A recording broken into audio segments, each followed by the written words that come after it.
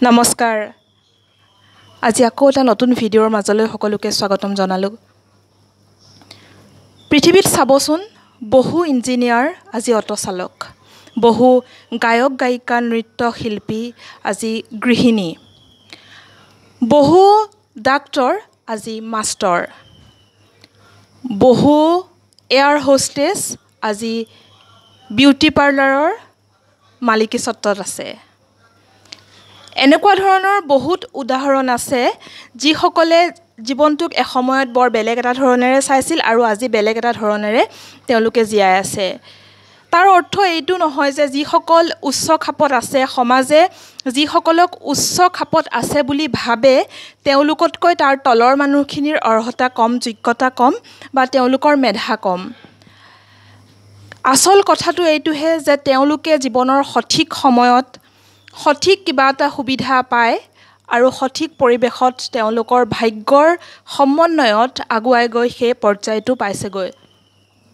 আৰু বাকী মানুহখিনিৰ হয়তো সেই কথাখিনিত সম্পূৰ্ণৰূপে মিল পৰা নাই আৰু সেই কাৰণে সেই মানুহখিনিৰ বৰ্তমানৰ যিটো অৱস্থিতি সেই অৱস্থিতিটোৱে সমাজক কৈ দিব পৰা নাই যে তেওঁ বহুত উচ্চ মানদণ্ডৰ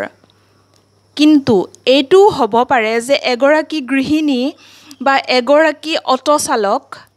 বহুত উচ্চ খাপত থকা বহুত অৰ্থ সন্মান থকা ব্যক্তিতকৈ বেছি মেধা বেছি গুণগত মানৰ হ'ব পাৰে সেই কথাবোৰে জীৱনৰ ৰহস্য আৰু সেই কথাবোৰে যদি আপুনি সফল নহয় তেতিয়াহ'লে বা সফল মানে কি আৰু সফলতাৰ সংজ্ঞাটো বাৰু বেলেগ মানুহে নিৰ্ধাৰণ কৰি দিয়া ধৰণৰ এটা পজিশ্যনত যদি আপুনি নাই তেতিয়াহ'লে আপোনাৰ যিখিনি কোৱালিটি সেই কোৱালিটিখিনিৰ স্বীকৃতি নাহে তাৰ মানে এইটো নহয় যে আপুনি কম মানৰ কম গুণগত মানৰ আপোনাৰ ভিতৰত থাপি থুপি ভৰি থকা সেইখিনি গুণ প্ৰকট নহয় পোহৰলৈ নাহে কাৰণ আপোনাৰ এটা লেবেল নাই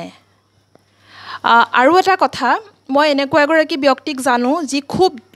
মানে নিপুণ সাহিত্যিক কবিতা নাটক তাৰোপৰি তেওঁ বহুত ধুনীয়া ধুনীয়া উপন্যাস লিখিছিল গল্প লিখিছিল আৰু সেইসমূহ পঢ়িলে মানে হৃদয়ৰ এটা কোণত সাঁচ বহি যাবই তাত কোনো শংকা নাই আৰু সেই ব্যক্তিগৰাকী ইতিমধ্যে